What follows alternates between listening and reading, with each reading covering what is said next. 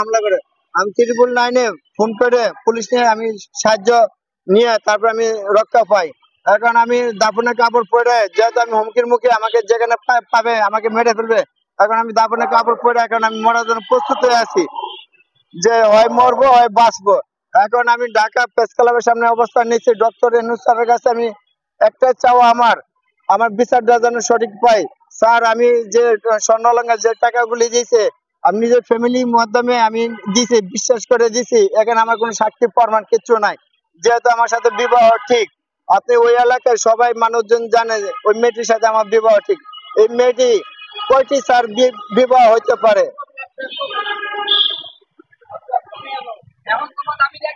এখন আমার দাবি দেওয়া হলো ডক্টর ইউনূস স্যারের কাছে, স্যার আমি এখন হুমকি মুখে আছি, আমাকে যেখানে পাবে সেখানে মেরে ফেলবে। এখন আমি একটা সঠিক বিচার চাচ্ছি, সেই সঠিক বিচারের দাবি নিয়ে আমি এই জায়গায় আমি অবস্থান নিচ্ছি। এখন বিচার না পাওয়া পর্যন্ত আমি এই জায়গায় থেকে অবস্থান ত্যাগ করব না। আমি উত্তরা চৌদ্দগ্রাম সেক্টর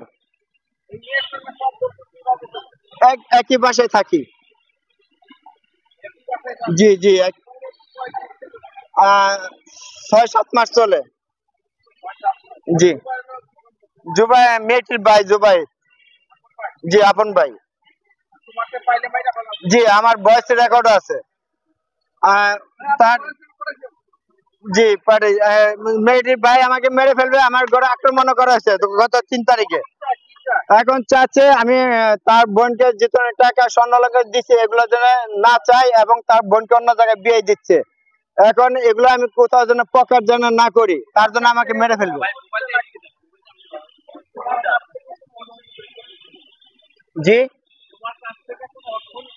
জি, আমার কাছে অর্থ নিছে 1,70,000 টাকা। তার বাবার মামলা ডিসমিস করার কথা বলে নিছে। তার বাবার একটি হত্যা মামলা আছে। না, মেয়েটির বাবা। না, আমার বিরুদ্ধে না, তার গ্রামে একটি মানুষ মেরে ফেলেছে।